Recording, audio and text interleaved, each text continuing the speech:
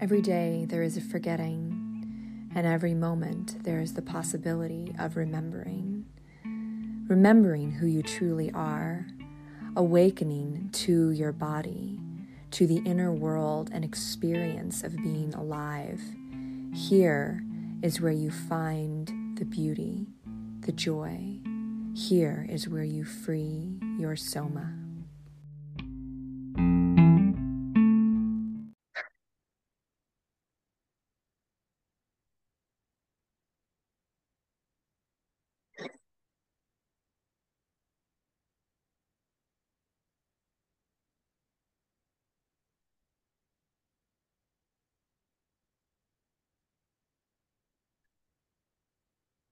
Hello and welcome to Free Your Soma, Stories of Somatic Awakening and How to Live from the Inside Out. Today I have conflict resolution coach and Ho'oponopono practitioner Laurel Pear with me today, and I'm so excited to talk to her. She and I spent a lot of time together last year, and I've been so inspired by her work, her message, and just her strength of being as a human. She's gone through a lot, which we're going to talk about some of that today, and now she helps people learn to heal conflict within their relationships and family systems, which is a really important, powerful thing to be doing in this world. Thank you so much for being with me today, Laurel. Thank you, Aimee. Yeah, that was a beautiful introduction. I'm gonna remember this or rewatch this and write it down again. There you go. Good, good. It's good. These experiences help you get more clear, every time you talk about what you do, every time you share, you get more clear on what it is that's inside of you that's ready to come out. Yeah, absolutely. Cool. So maybe give our listeners a little orientation to maybe, where your big focus on healing and healing, especially in relationships, comes from. Where does that stem from in you? Um, it really stems from my inner child and just like the wounds that I think we all kind of carry to a degree of rejection and feeling not seen, not heard, and not understood, which when you're growing up, those wounds can feel like there's nothing else in the world that exists other than your wounds. And so I can tell that I've healed a lot just over the last few years from how I feel in my relationship to my relationships, that it's like I'm kind of able to see it in a way where I'm not as angry. I'm not repressing or like suppressing myself. I'm not blaming anyone. I'm kind of finding that middle ground, which Soma's has helped me with so much, because I would say a huge um, just like theme in my life is going from disconnection to connection, because I want to feel more connected with people in a way that's not terrifying. And to be able to do that, I do have to be connected to myself in a way that's not terrifying. So. Oh my God. Yeah, that's so well said. Yes. I love how you said the relationship to your relationships. It seems kind of like meta, but that actually really encapsulates it so well, because we have our relationships and then we have the ways that we're kind of unconscious to our relationship to them, how we're actually judging and assessing or interacting in the relationship. And when we can become more aware of that dynamic of how we are relating to our relationships, that's huge. So tell us a little bit more about that process for you. Um, like, you know, did you have a lot of conflict in your home growing up? Yeah, so I grew up in a very lots and lots of conflict. And I think that it's really only been in my 30s that I've been learning more to see myself through like a more true narrative of who I actually am and what I'm actually capable of. And I would say a lot of the conflict that I went through, again, I feel like it's actually really normal. It's just not really talked about, maybe, or like, and not everybody is born into super chaotic environments either. Like my situation was I was born into a really chaotic environment, and I know just from doing my own deep dive of what happened, I didn't have the space to develop how some people would, or like you're supposed to when you're little, during certain time periods of your life. You're really supposed to have that space to like form your identity as separate than your parents and separate from your environment. And I would say I'm kind of learning some things in my 30s that I was definitely like, ideally, I think this is again really normal, but like ideally, I was supposed to learn that when I was younger, and I may would have had like an easier time in school and like growing up and moving around and things like that, where I could be like understand myself a little bit better separate than other people, especially because I am so different from my family. Like the conflict that they dealt with and went through, again, is really relatable and stuff, but the way that we would go about it, is not maybe necessarily the same. And then to the degree that we feel things, I don't think is the same at all. I think I am a lot more sensitive than my family, and being able to learn about myself separate than them has really helped me a lot. It's made me feel less crazy. Like it's made me just feel more like myself and a human, and able to see them in a more compassionate way as well, as separate than me, that I don't have to be in a way that I don't want to be in if I don't have to, if that makes sense. And I think it's like, it's a lot of, I've thought about it a lot. So, Yeah, well, I think that we are born into whatever family we're born into, right? And then whatever kind of genetic history that they have and then we have, but that each one of us is an individual. And it sounds like you have, certain ways of experiencing the world that are radically different than maybe other members of your family. And being in this chaotic environment, it would put you in the position to, I guess you could say, have a lot of disruption to your natural rhythms and those things that you're talking about, where we get to have a differentiation between ourselves and our environment, and a differentiation between ourselves and our caregivers, and we get to develop that sense of identity. A lot of people would say that starts in our teenhood, but I think you're right. It actually starts much earlier in small children, at least if we allow it to, because a lot of people, in former generations were born under this kind of mentality of like, control your kid, right? And now we're stepping out of that. Some of us are stepping out of that into a more, I guess you could say, like, compassionate and supportive approach to child rearing, where it's not about punishment. It's not about, controlling what your kid does. It's about supporting them in their learning and understanding that they are developing and learning, right? And I know you've worked a lot in child development, right? You were an assistant teacher when I started working with you last year, or something like that, right? yeah. Maybe you can speak to that because you have a lot of experience with kids. Yeah, absolutely. That was like, that's been like my safety zone, is working with children, because when I was 12, my youngest brother was born. And I was like, oh, this is a natural ability and skill that I have to just nurture and caretake. But it was also a really smart move for me to make at the time, because it was a way for me to belong in my family in a way where, everyone's like, oh, like, she's so amazing, like she's so good at this. Because I did work in childcare for like 16 years, and it's something that I am passionate about, but like I kind of had a pattern of like caretaking instead of taking the time to be like, who is Laurel? What does Laurel want to do, and things like that. So I'm still like, I guess, trying to balance all those things out, because I just get it. I feel like big emotions don't scare me because I feel big, and I do think that there is a stereotype that's where learning is really dangerous, that your child being different than you, or acting out, or having big emotions or something like that, or unregulated or dysregulated, those aren't behavioral issues.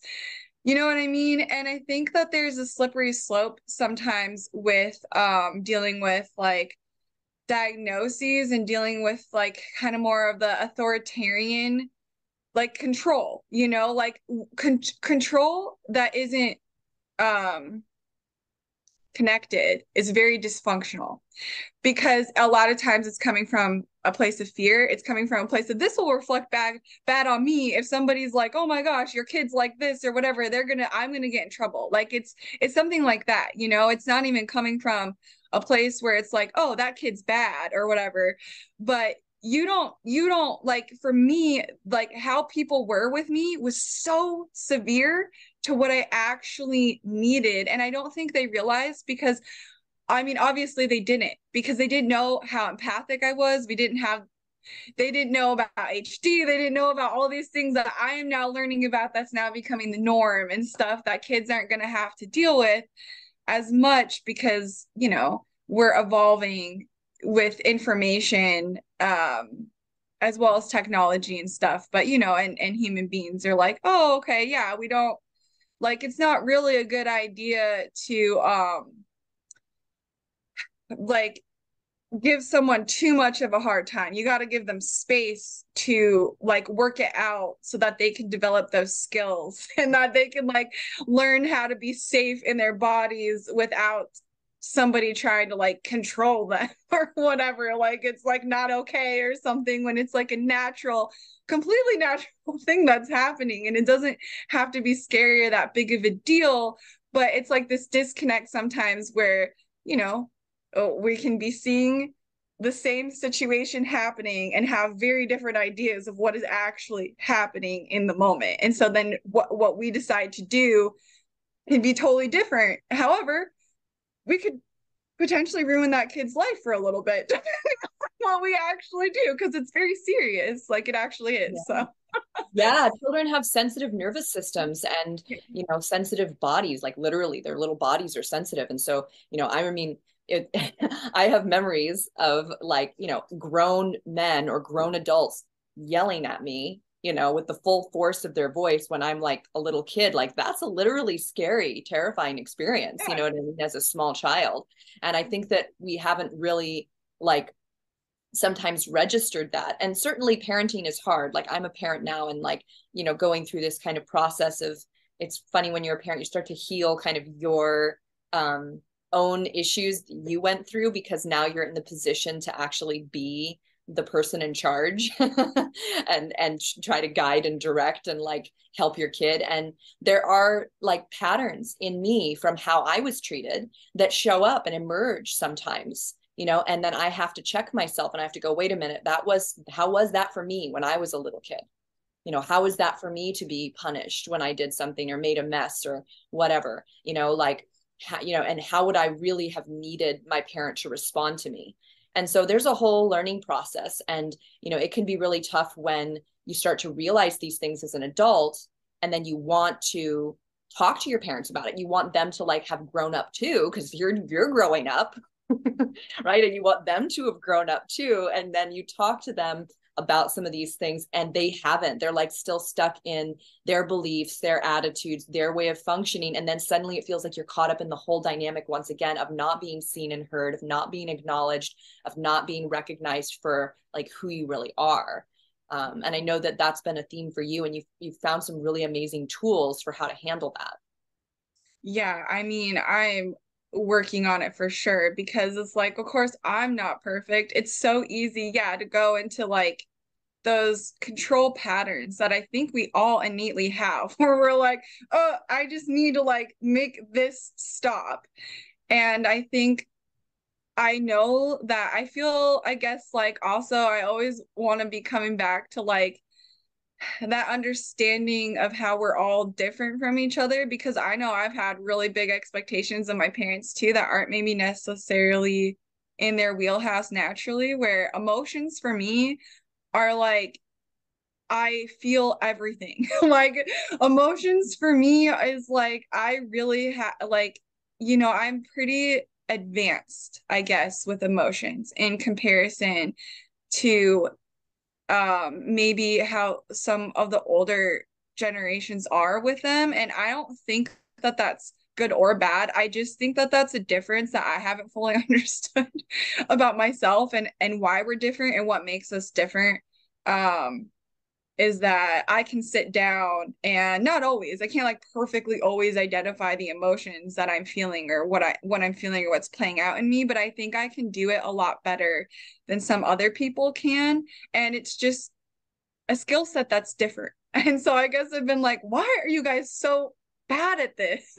Instead of just like, we're all just different, because it's very easy when you're talking about, yeah, things that went wrong. We're like, they know that, but they don't understand on the level that I do. So then they just feel criticized. And I'm just like, I don't know. So then it's like, yeah, you just keep going and you keep focusing on yourself and doing your best and then hoping that it all kind of works itself out, at over time, since this is lifelong work. Right. And the kind of resolution that you can find with a family member, I know from in my family, there are family members that, passed away or died before people got to have like resolution with them. But the thing is that there's still an energy of that person. That person's energy didn't disappear from this like universe, right? So I've actually known, my mother in particular was able to find peace with, a member of her family who had died, and she found peace after they had died. She did that work internally inside herself to find that peace, because that's really where ultimately the forgiveness and the change and the transformation takes place, is inside of us, no matter how much we want, and how much it's nice to get that feedback and that, interaction from the outside. We can do this work within ourselves and feel the same kind of relief, right? Absolutely. I think giving myself the understanding that I like crave has showed me that myself, that I don't need other people to understand me if maybe they can't, because it's so like we're just so different. And also to have to go back and like be like every little place where they did it wrong and it could have been this is like not realistic. But that I can feel that way in myself, and absolutely. And that's what's so cool, is like you can be independent and connected. And I think that's where safety comes in, when you've been in relationships that haven't felt safe. That you're like, oh, I'm my own person, so I can like learn how to do that and then kind of like try this again, Yeah, well, and you went through what you were describing before. You went through a lot of people kind of telling you how you are, or how you just defining you for you. And so then now you've been going through this process of actually being able to define and understand yourself. But that's been something that you said has only been happening in your 30s. During the rest of your life, like, what do you think were the things that were kind of in the way of you actually being able to feel into your body and understand yourself internally? What was in the way of that? Well, as you know, I spent 16 years of my life over medicated. And like I say over medicated because I was on 950 milligrams of extended release lithium, for example. God, that's crazy. And, right. So in my case, again, it's like this theme of dealing with people who maybe had intentions of trying to be helpful, but where it was just taken way too far, where then it's like, doling you down and dumbing you down in a way that it's like not really helpful. And I think a lot of it too is like when I started this path of getting over prescribed medications, it was very like, this is just what you do. You get in this track, you're on this track already where you're being told you have all these things wrong with you. And then it's like, okay, here's this medication, here's this medication, here's this medication. And they talk to you in a way where it's like, you have no choice. And so, of course, I want to be accepted and loved. Like, I want to belong. And so I'm like, okay, this is what I have to do to be a functional person in society.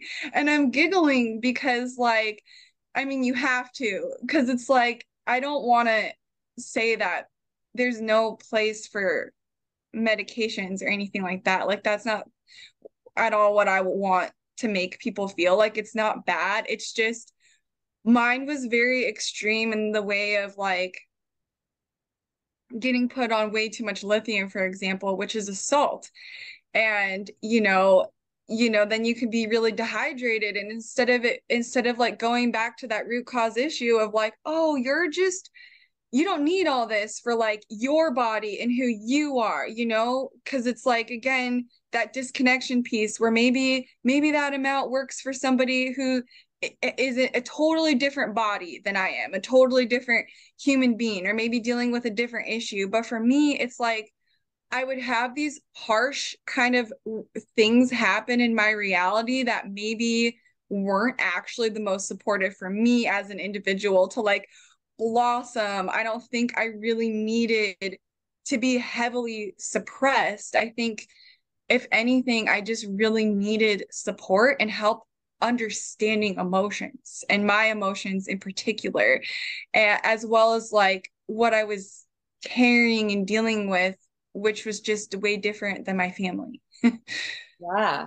Yeah. I mean, I think that medication does have its place. I mean, when I was 11, I went on thyroid medication for a period of time, and that was really helpful. Like, there's all kinds of helpful medications. And like, I think that when we put somebody on a medication with this idea that this is just going to, fix you and this is what you have to do from here on out, right? It's not like a stepping stone in a larger process of healing, right? That's where it becomes this thing that's kind of oppressive, which is what you're describing, where now you're, told that you are not functional and you need this medication, and the medication at that level was making you even less functional. And that was almost like a self-fulfilling prophecy. So that's huge for you to be able to step out of that into a new reality of who you are and start doing this this work to heal your life that you've been doing over the last how many years, like 5 years or something like that?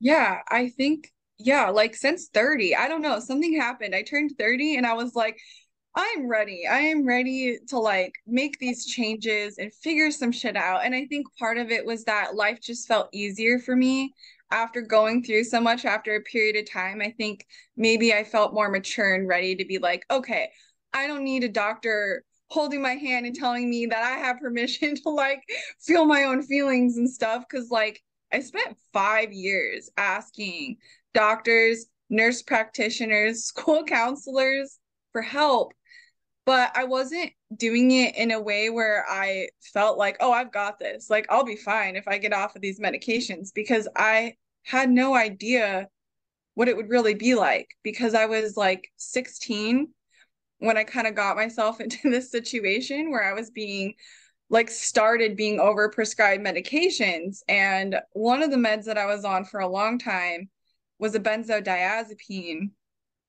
And that one I loved because it's like just taking a little bit of alcohol. Like it just makes life very like, oh, like, yeah, if you have a hard time with emotions or you feel things intensely, you're gonna really probably like benzos. So it was not easy. And it's like, you know, again, it's like, yeah, there's a time or place for it. But I was like 23 years old and like also still working as a caregiver, working with kids with special needs. And I was also working with older people. And I was just like, wow, I just feel such a kinship with all of my clients, all these people that I'm working with. And I think a lot of it was because I just felt really trapped in my own body in a way that I feel really grateful, or just like, okay, cool, like that I have been able to move through so much of it because it was very extreme. And I did just kind of like get up myself off of those medications myself, because when I was asking authority for help, when I was asking these people for help, I was scared. And that's kind of all they could reflect back to me was my fear. And it was really scary. And so then I was like, I'm just going to do this myself. I'm not saying that anybody should ever do that. But I think that it's just a testament to like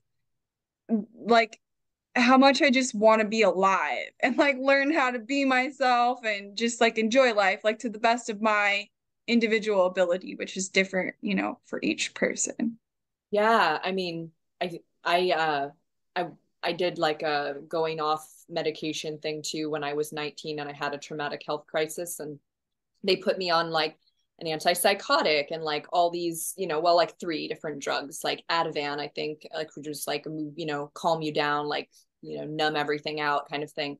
But I hated them. And they actually, the antipsychotic they had me on was giving me like jaundice and liver damage. They've taken it off the market since then because it was doing that to people. And so, within like a 2 months of taking it, I was feeling so ill. I just decided on my own without consulting anybody. I was like, I don't need this. I need actual healing, and that's when I got into yoga and I started working in my nutritional healing and learning about these alternative ways. And thankfully, I had parents that were supporting that. But I can't imagine like how challenging it would be if I didn't have that. If I had parents that were actively saying, there's something wrong with you and you need to take this medication, or your life is going to go to shit. You know what I mean? If I had that kind of like input coming in, how much harder it would have been for me to make that choice of, not taking the medication. And yeah, like it makes sense that you were in that kind of loop for so long. It's funny that you mentioned turning 30 because astrologically speaking, that's after your Saturn return, right? Which is this like hard, difficult like period where Saturn comes back to the place that it was when you were born, and like the life lessons that you're here to learn, like that all kind of starts around 27 and then extends into, 30, 31, we're kind of over that, right? But also in human design, they talk about anybody under 30, they're in their victim years. And then when you turn 30, there's this point where you're able to look back on your life and say, oh, actually, I'm ready to take responsibility for all of that and not just feel like a victim of all the shit that ever happened to me. I can now like be mature enough to organize it. And then the last cool piece I'll add here is about brain development, which we used to think, like 20, 30 years ago, that once you were like an adult, AKA like 18, your brain just stopped developing, right? I think they even thought it stopped developing even earlier than that at one point. But now we know that your brain never stops developing and that there's development, really important executive function development going on in our brains in our mid-20s. Right. And so there's a lot of learning, like deeper learning and development of our brain that's going on. And so by the time we're in our 30s, we've kind of gotten through that intensive period of brain development. Right. And now we're able, again, to kind of look back on things and go, oh, I can see how I was responsible for some of this. I can see how I was, impacted by things that I were completely out of my control. And now I'm ready to step forward into greater responsibility for my life. Right. Yeah. And I think that is so cool that it's like, okay, like it can just naturally happen, because I have had somebody tell me that too, that it was right with my Saturn return. And I'm like, yeah, that makes so much sense. And it makes me feel very comforted to be like, yes, there is a rhyme or reason to things when we can be like grounded. Yeah. Yeah. Tell us a little bit about Ho'oponopono practice and how did that come in for you? And then what have you learned through this practice? Because it's a really interesting, not very super well-known practice. Right. Okay. Well, so I came into that practice through following another coach that I really resonate with, who is also a 1-3 projector. And she has a little bit different definition in her chart than I do, but I just really saw her in her power and really living in a way that looked carefree and relaxed. And I'm like, oh my gosh, how do you do that? Like, is that possible? Like, you seem like a real person. She's a real person. She does that.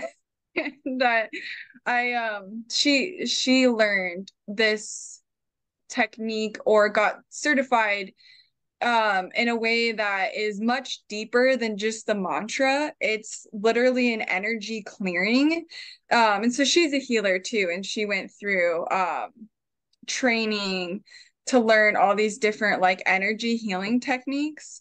And it's an energy healing technique that I have learned from her, and I have been certified in to use Morna's Ho'oponopono manual and she's one of like she's like a priestess in Hawaii. And this is just like a very old tradition of forgiveness, where again, it's very common to use in families and in society when there is like, you know, a conflict or something arising or coming up, because you can, you know, create a lot more chaos and a lot more disorder with this conflict. And I think that, you know, it's not really normal for people to understand, well, not normal, but I think it's just, it's a skill to be able to separate yourself from a herd mentality, whether it's a family system or society, to be like, oh, I'm feeling this way. Is this mine? Is this like, is there something that I can do about this, instead of just, you know, wanting this person to change, or this person to do something different, or this person to meet my need or to meet my expectation? Because, you know, those feelings and that those things that come up, um, it's not gonna go away. But the whole idea of the practice of forgiveness is healing that conflict within. So then it can maybe be easier to have conflict resolution with people, because you're literally untangling from the conflict and from the situation inside of you. Like, these things are, there's like a whole energetic component to life where um you know, we have all like triggers and stuff around certain things that just get stuck in our bodies, and we can release that energetically. And we can also rewire our pathways, neural pathways.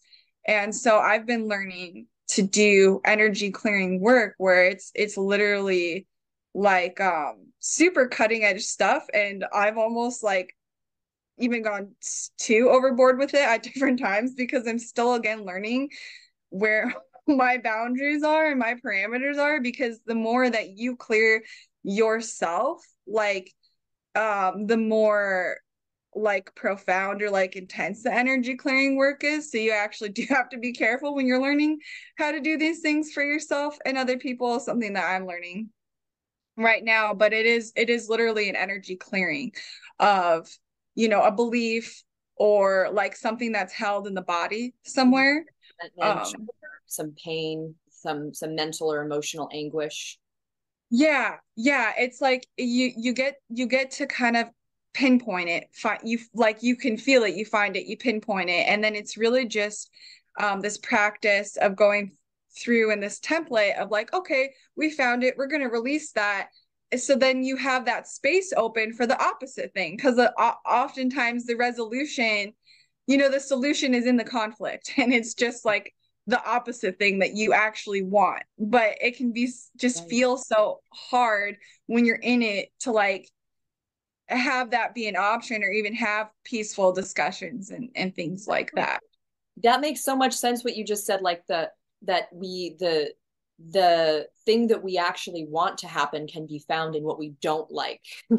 What we don't want happening actually points to what we do want happening. You know, our Exactly. sense of frustration and anger at this, you know, stupid person for saying these things is because you maybe have the desire for them to say something loving or kind to you, or you have the desire for them to be supporting you and encouraging you. And so when you can get in touch with what's really true, that objective of beyond your upset, then you can start reorganizing how to get there, right?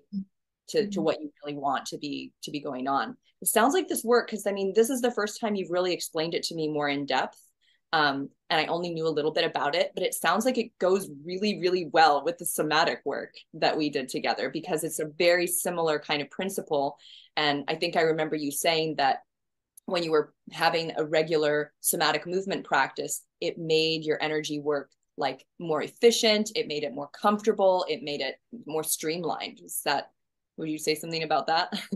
Oh yeah, absolutely. Well, I would say that if you want to do energy clearing work or make changes that are lasting and sustainable, first of all, you need to do it incrementally. And Soma is helping me learn what that actually means in my body, where I have the tendency of, you know, really understanding these really heady concepts in a way that it makes perfect sense to me. I can feel the motion of it. I'm like, yeah, that's how it works.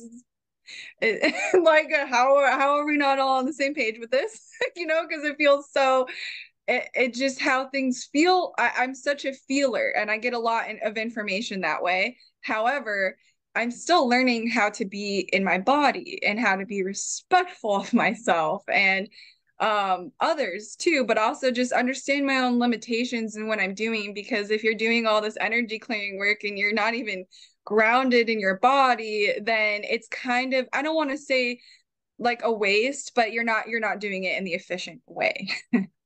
Yeah, it maybe is a lot harder. It takes a lot more effort and a lot more of your energy to accomplish something that if you were really inhabiting your body and you had your body, because this is the thing I've been thinking about a lot. Like, if I get my body on board, like, our body is powerful. I mean, it is literally the home of our brain. We think of our mental and emotional like energy as being somehow outside of our body, but it's actually living in our body. And so if we can get like our body and our emotional states and our mental states and our spiritual like energy aligned and connected, like, what a team. What a team to do anything, and that's what makes it so much more efficient. And so, I think for me, for many years, I was also disconnected from my body because of trauma, because of, things that had happened when I was really little that I had not processed, that were uncomfortable, painful, scary to feel when I got triggered, or feel when, things happened in my life that were upsetting.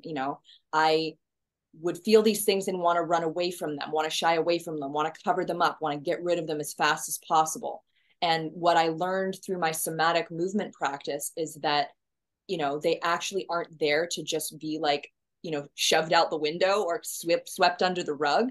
They're there to be integrated into who I actually am and integrated into my body, because they're a source of tremendous wisdom, these traumas and these pains, when they are integrated, right? And there's a lot of ways to go about that. And, energy work is absolutely wonderful for doing part of that. And then if you're missing that physical piece of actually being fully present in your body, right, then you may just be limited in how far you can actually go with it in terms of integration. And you may, I guess, struggle a bit more. It may just take more time when you don't have that vital piece of being in your body, right? Absolutely. You literally, I was just watching the 3 Day to Radiance replay, and you said that when you don't have all pieces and parts of you on board, or just you said when you do have all pieces and parts of you on board, then it's a lot easier to go in that direction. And I think what I have been realizing, especially after doing your program, is that I have been wanting to, manifest my destiny and be this conscious co-creator with what is and all that stuff, because it's beautiful and it's fun and it's what I'm here to do. However, I want to, yeah, it's like it's multi-layered. It's like I'm back in therapy doing the parts work right now for the inner children pieces, because I've been realizing that I've been doing a lot of this work, and it has been turning into kind of like a dog chasing its own tail, because it's like, yeah, you have to be respectful of all parts and pieces of you. If you just do a part of it, then you're just doing, it's like, yeah, like half of it or whatever. And I feel like that's kind of how it's been for me in society, where it's like, if you look the part and you show up and you pass, like you're normal enough, it doesn't really matter what the emotions are, what you're feeling. You just go through it and you do it and it's fine. And then I think I bounce to the other extreme where I'm like, oh, emotions and all this energy work, and Soma's really helping me, yes, balance it all out, because yeah, you're not going to get very far manifesting things in your reality and creating new things if you're not grounded. Like, you got to be grounded too, and yeah, in your body, and being nice to yourself. Be nice to yourself. Yes. Oh my God. Somatic, Soma, the movements, they're so nice. I had someone say that to me after they did a practice. They were like emotionally, like it brought up all these feelings for them, because they're like, I could just feel how these movements were so incredibly kind. And I realized how not kind to myself I'd been being. And it was emotional for me, because yeah, this movement, this way of moving is so very, very kind, and brings in that connectedness, to the earth. I mean, like, I've had this experience so many times. I love sharing it with people, where you finish your somatic practice and then I invite you to stand up, right? And you feel your feet literally more in contact with the ground, you know? So it's like we think of grounding as being, a bunch of different things. There's a bunch of different ways to ground, like literally just going outside and having your feet on the earth is electromagnetically grounding, right? And there's also like grounding foods that we can eat, like root vegetables and beans and these things that kind of, keep our energy from getting too high. They sort of ground us, right? Have starches like squash and all that, right?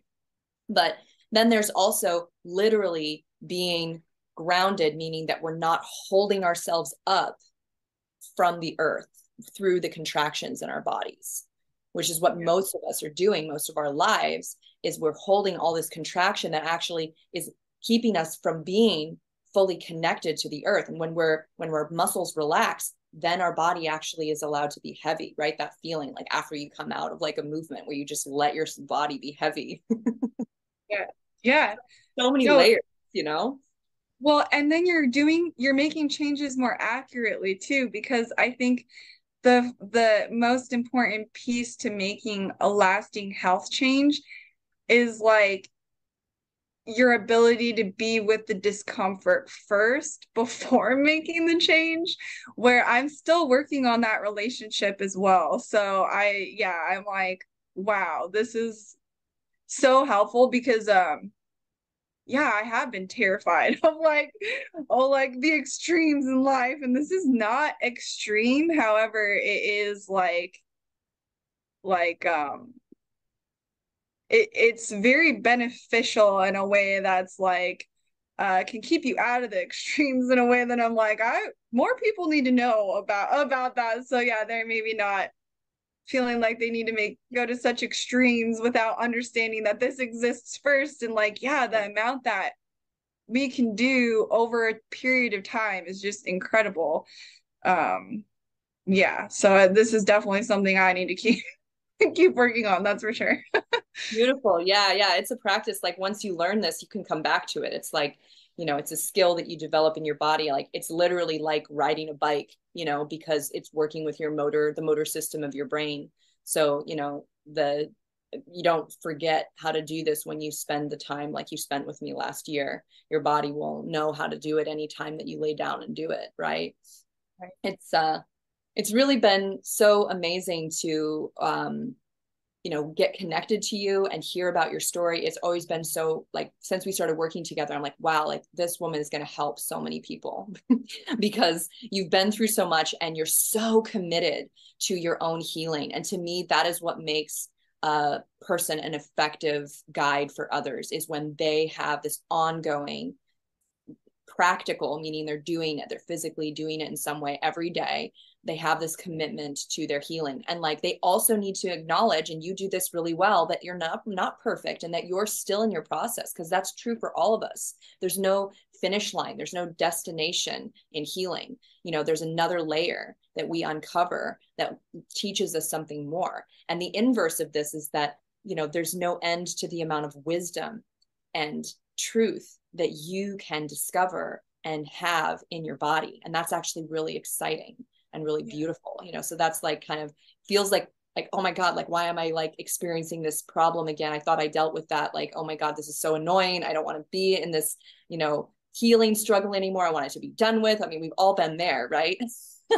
And at the same time, like once we, like you said, get through that initial discomfort in whatever's coming up to be transformed, like we get to gain more knowledge and experience that then we're able to share with others. Yeah, absolutely. I definitely I'm like, I want to take the path of least resistance now, because it's really painful. I don't want to create any more pain for myself in my life if that's possible. Yes, it's there anyway. It's going to show up anyhow. Exactly. So instead of like perpetuating it, let's find like easy ways to make it more manageable so that we're capable of dealing with the pain that life throws at us. Right. Exactly. Yep. Yeah. So tell us a bit about, in terms of healing conflict um, with regards to relationships. I would love to go a little bit further into that in terms of what is your approach when, say, maybe you have a couple, or like, some friends or something who are having a challenge between the two of them, and you are going to guide them through understanding each other a little bit more, and maybe mediate. Like, how would you approach that, given, kind of the alternative things that you have learned? Sure. Well, I'd say step one, make sure I'm in my body, that I maybe do a little bit of like soma or releasing or tapping, because I think part of what draws me into this work is I understand intrinsically the need to be like, okay, let's like calm down and see this from a neutral standpoint, which I think is just a gift that I have, to be able to see things from a higher perspective, not because I'm not a human being, but because I am a 1-3 projector in human design, and then it's just part of my intrinsic gift that I have of a skill to be able to really feel other people's emotions as though it's mine, or so it can feel very scary when big emotions are involved. So I would say step one, make sure I'm in like a neutral standpoint with it, so that I can be helpful.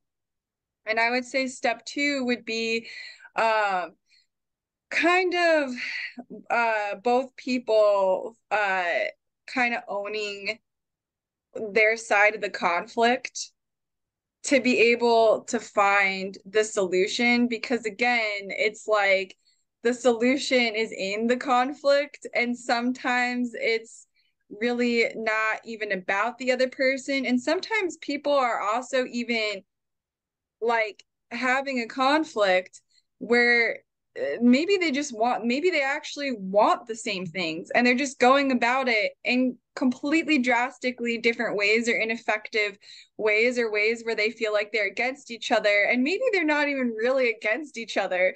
You know what I mean? Like, maybe they actually want the same things, and they're just not able to see that from the space that they're in with the conflict. So I think helping people get space with the conflict, and understanding that when you are dealing with conflict in a relationship and in a situation, like it's good to not blame it on the other person. Like, Yeah. it's good to really like be with it, and to be able to try to find a solution that doesn't require the other person to have to do anything first, if that's possible.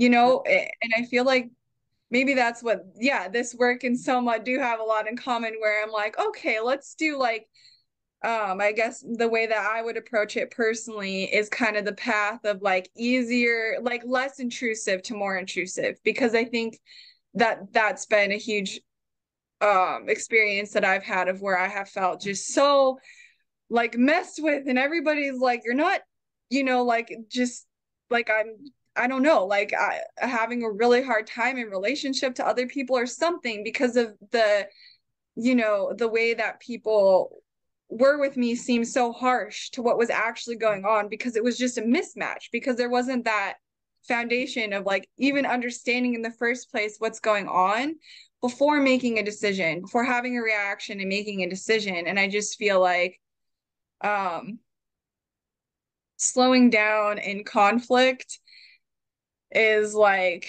can work wonders for people in their relationships. And then, yeah, like trying to resolve it without the other person necessarily even needing to do anything, but maybe just witnessing, depending on what it is. I don't know. That's very broad, but I haven't had a lot of experience, to be honest, with the conflict resolution in relationships yet. Like, I'm getting all these skills and stuff, and it's definitely something that I feel very passionate about. But in real life, I don't have a lot of like embodiment of success with that yet myself. So Right. Well, you need opportunities, and exactly. it sounds like you have a pretty, I mean, there was a lot there that you said, but what the things that I gathered was that that neutrality and being empty yourself allows you to be present to help other people experience that same kind of emptiness and neutrality too. That Right. becomes a possibility when you're holding that in your presence, right? Yeah. And that's a foundation right there for something to change in the perspective or in the physiology of other people. When somebody's all upset and angry and frustrated, and they come across this energy that is neutral and kind and listening, it's like that frustration and that anger just immediately starts to dissipate in the presence of that neutral kindness, right? Yeah. And, the other thing you said is like there's the holding on to our gripes and our resentments and our frustrations and wanting someone else to fix it, right? And that when we start to actually hear ourselves, and hearing ourselves, I think, can come from being heard, right? Yeah. When somebody hears you and they respond, they do like active listening where like they say back to you a little bit of what you said, then you're like hearing yourself again, and you're able to hear like, oh yeah, that is what I'm upset about. And then that can get transformed into, oh, that is like different than what I want. I'm focusing on what I don't want, but now it's becoming really clear to me what I do want. That kind of process we were talking about earlier. And then that's this way that people are able to start transforming their upset into a solution, which doesn't even seem possible while they're super upset, right? But then they start hearing themselves through other people's listening. And then now suddenly there seems to be a solution on the horizon. And you can start to sense that maybe, like you said, also, maybe we want a very similar thing here, but we just have a different vision of how it should go about, like how it should come about. Yeah. Right. Yeah. So I think, you're on this path, and you're, getting whatever opportunities that come across in your daily experience of your life to do this. You're getting experience. I mean, your life has been an experience of this. It's just about now getting the opportunities to actually show up for people and give them, your skills and blessings as, an offering. And I'm excited to see you do that over the next however long it takes, because it's a process. Right. No, I really appreciate that. And actually, this is really cool because talking to you helps me clarify it too, where I'm like, it can be, so many things can be a natural process when we're connecting with ourselves through it. You know what I mean? Whether it's reversing our patterns in our body, or not reversing, but releasing, or whether it's being with the conflict and going through it in a way that's very peaceful, where you're able to like, bounce back with somebody and be like, oh, maybe that doesn't make sense. Maybe this is not like, and in a way that's like, nobody's wrong, nobody's being punished, because you're getting it before it's going into some extreme thing where people are coming up with a solution that may not even be a solution. Right. Something that's just like a reactive thing that's like, oh, just like, let's just get this over with as fast as possible without considering all of the complexity and all of the subtleties, and without actually taking into consideration that there are many, many different possibilities of how this could turn out, and not just one way to do something. Absolutely. And I think this is going to become more popular too, so that people can make more informed decisions, right? Because when we're in the moment and we're being offered like just this one option, you're not going to like, I just feel like that's crazy. It comes back to my experience of dealing with like being on the 950 kilograms of lithium. Like that was insane. Like a more peaceful solution would be like, okay, Laurel, like we're talking to you like Laurel as a human being, not somebody that has all these issues and this problem and didn't act normal one time in her life. And now you're like dealing with all of this. Instead, it's like, okay, so here are some of your options. Here are your choices. And then having somebody, work, like whether it's a mediator, in healthcare, or even like the justice system, or with couples or something, maybe it's something that I could even like a mediation school where I'm training people on this before it's getting to the extremes that I've had to go through, so that people can know what their choices are in life and make choices that feel the best to them. And I guess a more supportive society is, I would love to be, help create an actual loving society. And it's a process.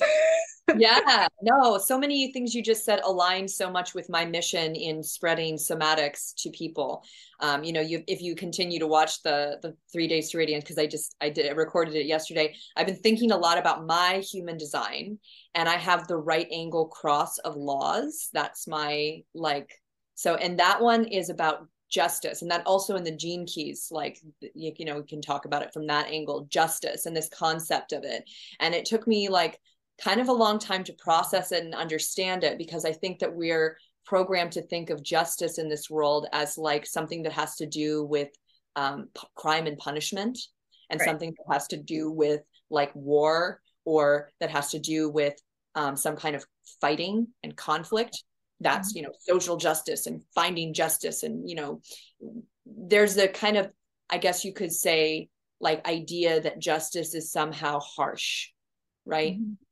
And I'm coming up with this new interpretation of justice, and I'm excited about it. And it sounds very similar to what you just described. So what if there's this way of healing your nervous system, and there's this particular way of moving, which you're familiar with now, in your body, that actually resets your muscle tension, releases the things that have accumulated in your life.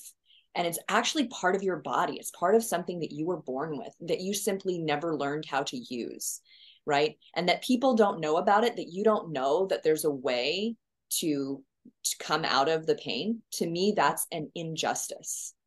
Yeah. Because you were born with this ability, this skill, this power, and that you don't know about it, right? Same with the food stuff that I talk about, that there are ways to heal your body and use food as an ally, and that you don't know about this, that people just aren't aware of the impact and the power that can have on their lives. That's an injustice.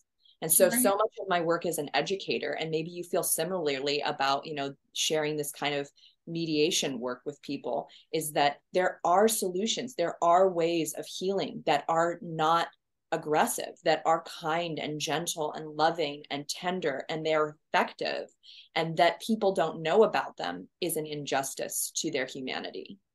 Absolutely. And I think it comes back to people who are patient, the patient teachers, the nice teachers, because I feel like with the justice system is, it's like the punishment needs to fit the crime. And it's well, I'm not trying to say that's not true. It's just when it comes to learning a new thing or learning a new skill, you don't approach it that way. And I think we're learning that as a society, where things work, where it doesn't work, and just evolving, which is an individual thing, and then it has its effects, ripples out this way. So we're changing the world.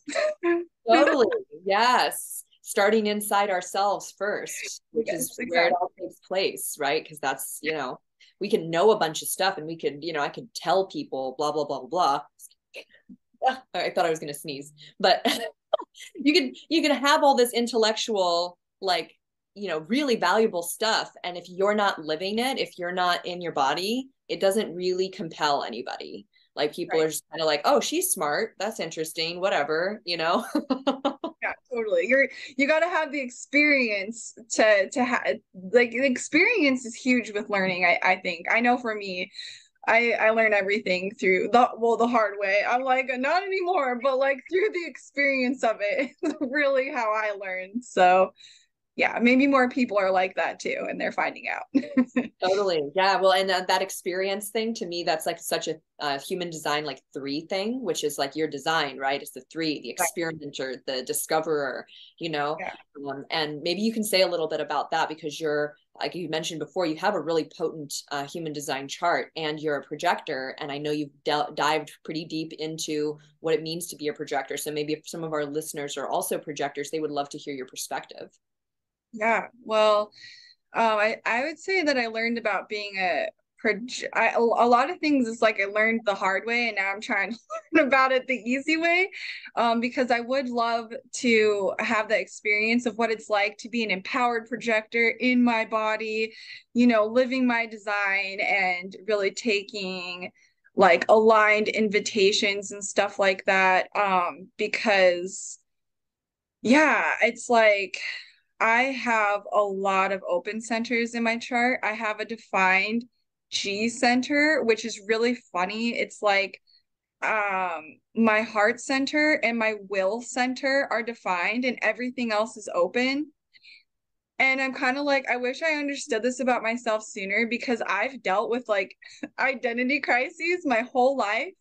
And it's so funny in my chart, like I am linked to my identity all the time. Like I don't even really have to think about it that hard or go on these wild goose chases. Like I know who I am in a very embodied way already, but I forget I forget all these things because the reality for myself as a 1-3 projector is that I need to be doing the energy clearing work as well, and dealing with the emotional side of life as well as the physical side of life, and being in my body and eating healthy. If I want full total health, I can't just do the physical side of life, or I can't just do the emotional side of life. I have to find a balance between both. And I think learning more about my chart has really helped me with that, so that I can show up more and in my own energy and just feel healthy and confident and like I've got this.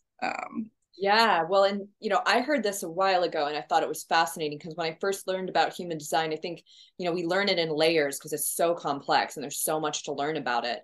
And, we kind of are told early on, like, oh, the open centers is where you get conditioned, and the colored in centers are where you're doing the conditioning of other people. But what I've begun to realize, especially about your human design chart development, is that when you're little, you're not fully in your design. You're actually in a way like a lot more open, even in your defined centers. Because you're just, same with like your astrology. They say people don't really fully step into their astrology, and they're much more impacted by like their parents' charts and stuff. As children, right? Because they're developing, their nervous system and everything's developing. So you can absolutely carry conditioning in your defined centers that prevents you from experiencing who you truly are, what your design really is. And it sounds like as you started to actually separate yourself from the projections that, which is a big thing with like the martyrdom of the 3, right? And like people telling you who you are, right? When you started to separate yourself from that, then you actually got access to your design, and you get to now start experiencing your true identity that was there the whole time, but it was just under, certain kinds of conditioning that kept it dormant, that kept it from being realized. Exactly. Well, and I do appreciate your grounded wisdom with all this, because I know throughout this journey that I've been on over the last, like, I guess just starting it really like in 2018, where I'm like, okay, this is just not working at all. Like made all these huge changes in 2019. It does take a lot of time. And that's something that I, again, really appreciate about the Soma practice, and ways to release stress and tension and build up because yeah, like to learn a topic like human design or gene keys, which I'm like doing all this deep dive work into, and really with my own chart, because I want to be living my highest potential and best life, and unlocking my prosperity and all that stuff. But like it takes time, and you can't force it either. You can't be like, oh, it's like, I mean, you can, but you could potentially cause yourself more harm doing it that way. So it's like, yeah, I'm definitely learning that it takes a lot more time than my brain wants it to take, or that I've always understood at different parts of this journey as I've been coming into this information and learning. I'm like, holy Toledo, this is all yeah, it takes a long time to like live Yeah. who you are in the world. The longer it takes, the longer it lasts. That's what we used to say, like when I was a yoga teacher, like the longer it takes you to learn how to do this yoga pose, you're going to be a master at it. You're going to really know, right, how it Yeah. works. And so, yeah, like the perseverance that it requires, you know. And I got to say, like, you are so brave as a human being, like with everything that you've told and shared about what you went through and the things that you have taken, the risks that you've taken, you know, on top of that, like, you know, you're going to be, I mean, you have been stepping into this entrepreneurial like path. And I'll tell you, like, I just stepped into that over the last year of my life, and it's been such a huge part of like my growth. And it takes even that perseverance, you know, that you have is going to get like strengthened in this process of putting yourself out there to be seen and heard and to help people, you know. And I just think it's tremendous, like what you've already done, and I'm so excited to see where you go with this. I know at one point you mentioned that you like were going back to school and you were studying some things, like maybe studying psychology and thinking about maybe getting, you know, finishing your degree and stuff like that. And I think because you know how much you're able to integrate information and then you see how it relates to not only your life but everybody else's life, like awesome. Like, not that you need a credential, but that would be great for everybody if Laurel did that. Because you just have even more tools. Right. I've been really drawn to one particular program is psychology with a concentration in child and adolescent development. And I have gone back and forth. I'm like, oh, I don't really like want to go back to school, but I then there's this part of me that's just like I feel like I need again more like this grounded information of how it's relatable. Mm. Um, just because I feel like you're able to help more people when you're able to really understand all the things that you went through. And I went through so much as a child. So I'm actually really excited to, yeah, learn more about like um what it means to like develop as a human being during childhood and adolescence, and then hopefully be able to like help adults but also children more too, and like families and stuff like that. I guess I haven't fully worked out like exactly who I'm here to, to serve, but I feel like definitely families, and most of my experiences with kids.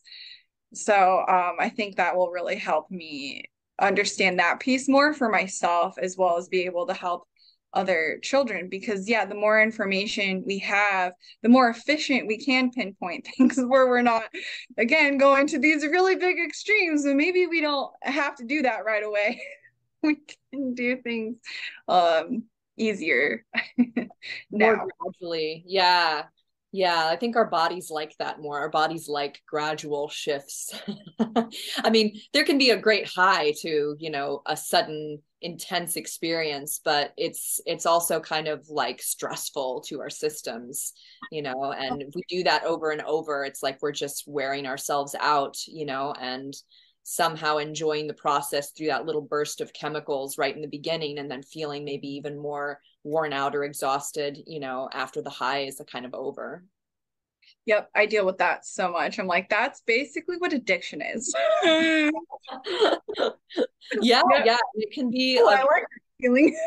yeah, it can be like a strategy, you know, for some of us, especially if we're dealing with really difficult shit, you know, but like it's only part of a larger healing process, you know. So at some point, hopefully, you know, and this is something I feel like we're going through all the time in different layers of our lives, like we graduate from just, you know, the sudden quick, you know, okay, just make it stop kind of solution. And we Right. graduate from that into a little more sophisticated way of approaching this stuff. Right. Absolutely. Yeah. I'm like, yes, I'm feeling like a real adult. And I'm like, yeah, I am so sophisticated now, Aimee. Yes, we both wore our turtlenecks. I So know. we're very sophisticated.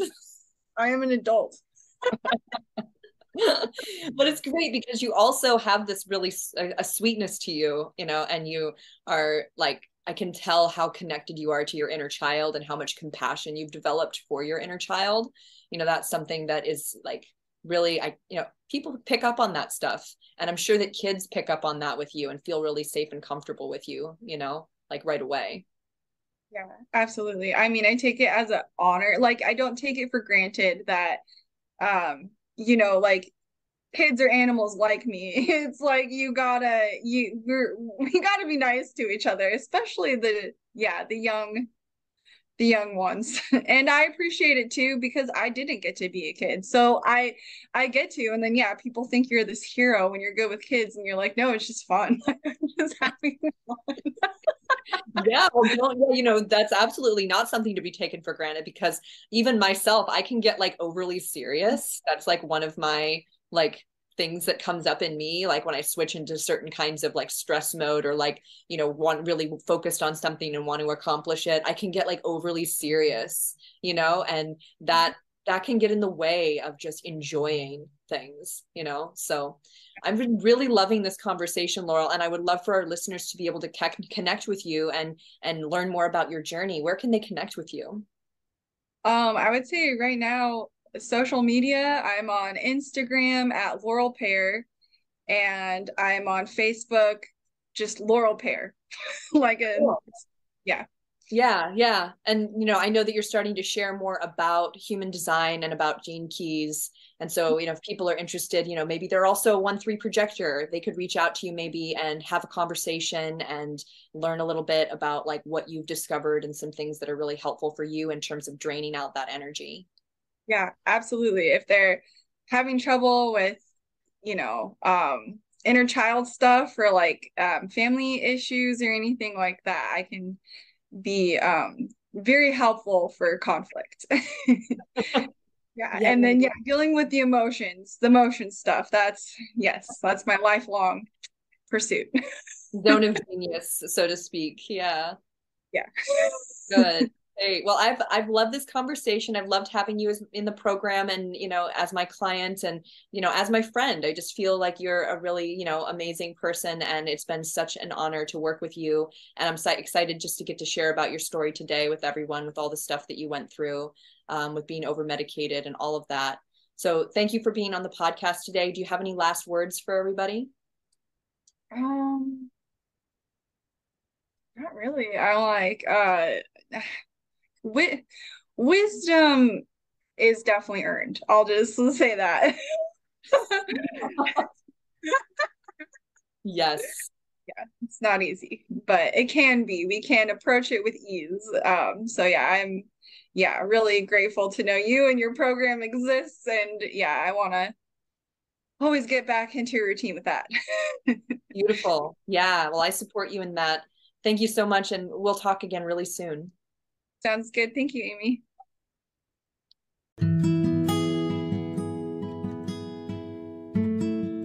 You've been listening to the Free Your Soma podcast. Subscribe now to hear more stories of somatic awakening and gain knowledge and tools for somatic living. If you'd like to learn more about me, Aimee Takaya, Hanna Somatic Education, or the Radiance program, please visit www.freeyoursoma.com.